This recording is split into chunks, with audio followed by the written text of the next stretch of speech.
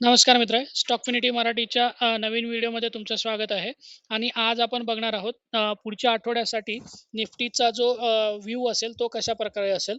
तर पहिला जर चार्ट आपण तुम्ही पाहिला तर वीकली टेक्निकल स्ट्रक्चर जर तुम्ही पाहिलं तर याच्यामध्ये 20 वीक मूव्हिंग ॲव्हरेज जो आहे तो तुम्हाला जवळ-जवळ 26,000 च्या झोनपासून आपल्याला इथून जो खालच्या डायरेक्शनला येताना आपल्याला दिसतोय.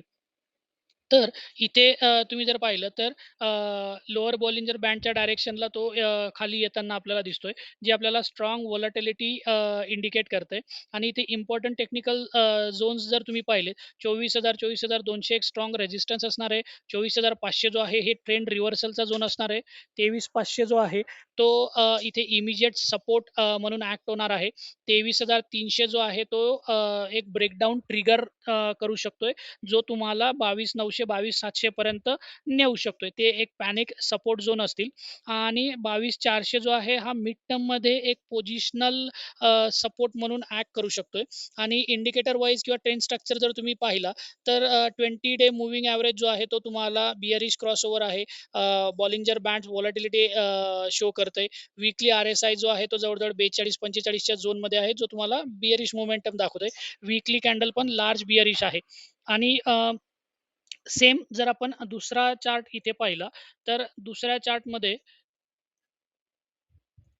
ऑप्शन डेरिव्हेटिव्हज एनालिसिस जर आपण केलं, तर मार्केट पोझिशन जी आहे तुम्हाला इथे बघायला मिळेल. जसं मी मागच्या स्लाइडमध्ये दाखवलं 24,500, 24,200, 24,000 हे 3 जे आहे ते इमिजिएट तुम्हाला रेझिस्टन्स बघायला मिळतील, जिथे तुम्हाला कॉल रायटर्स मोठ्या प्रमाणावर बसलेले दिसतील.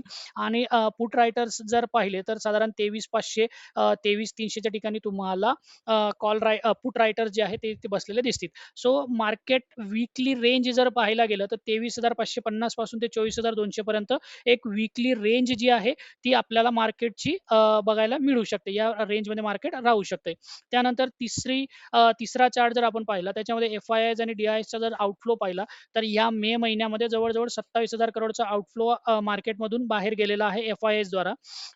त्यानंतर जानेवारीपासून तर आत्तापर्यंत म्हणजे 2026 मध्ये जवळ-जवळ 2.2 लॅक्स करोडचा आउटफ्लो एफ-आय-आयजद्वारा मार्केटमधून पैसा काढण्यात आलाय. आता इथं डी-आय-आयज जे आहेत, ते तुम्हाला इथे नेट बायिंग करताना दिसतायत. ज्यामुळे काय होतंय ना, की मार्केट थोडंसं स्टेबल राहण्याचा प्रयत्न करते. याच्यामध्ये मेनली तुम्हाला एस-आय-पी, इन्शुरन्स, पेन्शन्स, अलोकेशन्स वगैरे जे आहे, ते तुम्हाला इथे बाय करताना दिसतात डी-आयजद्वारा. त्यानंतर पुढचा चार्ट जो आहे, तो मायक्रो फंडामेंटल एनालिसिस आहे. जिथे तुम्हाला क्रूड ऑइल जो आहे, तो बिगेस्ट थ्रेट म्हणून आपण बघू शकतोय. कारण ब्रेंट क्रूड ऑइल जे आहे, ते जवळ-जवळ $105-108 चाललंय. मग त्याच्यानंतर तुम्हाला इन्फ्लेशन प्रेशर आहे, त्यानंतर रुपी वीकनेस आहे, आर-बी-आयवर प्रेशर येतोय. या बऱ्याच गोष्टी तुम्हाला इथे इम्पॅक्ट होताना दिसतायत. सेक्टोरियल जर पाहिला तर ओ-एम-सी ज्या आहेत त्या तुम्हाला निगेटिव्हमध्ये दिसतायत. एव्हिएशन इंडस्ट्री निगेटिव्हमध्ये आहे. पेंट एंड केमिकल मार्जिन प्रेशरमध्ये आहे. बँक व्हॉलॅटिलिटी आहे. आय-टी प्रेशरमध्ये आहे. डिफेन्स स्टॉक्स थोडेसे बरे करताना आपल्याला दिसताय तिथे. सो ओव्हरऑल तुम्हाला सर्व ठिकाणाहून इंडियन मार्केटमध्ये प्रेशर सिच्युएशन आपल्याला क्रिएट होताना दिसते. पुढचा चार्ट आहे ग्लोबल मार्केट सेंटिमेंट्सचा. तिथे जर तुम्ही पाहिलं तर मेजर ग्लोबल ट्रिगर्स जे आहेत, अमेरिका आणि इराणचं जे टेन्शन आहे ते झालं. त्यानंतर स्टेट ऑफ हॉर्मुझ झाला. चायना आणि यूएसचे निगोशिएशन झाले. रायझिंग कमोडिटी इन्फ्लेशन वगैरे ह्या गोष्टी बऱ्याच तुम्हाला इम्पॅक्ट करताना दिसतायत. त्यानंतर ग्लोबल व्होलॅटिलिटी आणि जे सेफ हेवन म्हटलं जातं गोल्ड, क्रूड ऑइल किंवा तुमचे यूएस ट्रेजरी बॉन्ड्स वगैरे यावर प्रेशर येताना आपल्याला दिसतोय किंवा मार्केटचा फ्लो इक्विटीमधून तिकडे जाताना तुम्हाला दिसतोय. त्यामुळे इक्विटी रिस्कवर आलंय. आता पुढचा जो चार्ट आहे तो आहे वीकली ट्रेडिंगचा जो आपला लुकआउट असेल तो कसा असला पाहिजे. यात 2 सिनेरिओ आहेत. एक मध्ये तुमचा बिअरिश आहे, ज्यामध्ये तुम्हाला 23,600 वरून जर डाउन साइड गेला तर 23,300 22,900 पर्यंत तुम्हाला मार्केटचा डाउन साइडला फ्लो आपल्याला बघायला मिळू शकतोय. आणि जर तुम्हाला अपसाइडला मार्केटमध्ये जर थोडी रिलीफ रॅली आली, म्हणजे थोडंसं ग्लोबल मार्केट पॉझिटिव्ह झाले, तर तुम्हाला जवळ-जवळ 24,000-24,200 पर्यंत मार्केट जे आहे ते ह्या आठवड्यामध्ये बघायला मिळू शकते. आता जर मार्केट खाली गेलं सिनेरिओ 1 प्रमाणे, तर तुम्हाला खाली लाँग अनवाइंडिंग जी आहे ती तुम्हाला बघायला मिळू शकते. म्हणजे जे पुट रायटर्स लाँग साइडला बसलेत त्यांची अनवाइंडिंग होताना दिसेल. फ्रेश एफ-आय-एस कडून शॉर्ट्स क्रिएट होऊ शकतात. आणि त्यामुळे काय होईल ना, की मिड कॅप, स्मॉल कॅप किंवा इव्हन लार्ज कॅपमध्ये सुद्धा जी पॅनिक सेलिंग आहे ती येऊ शकते.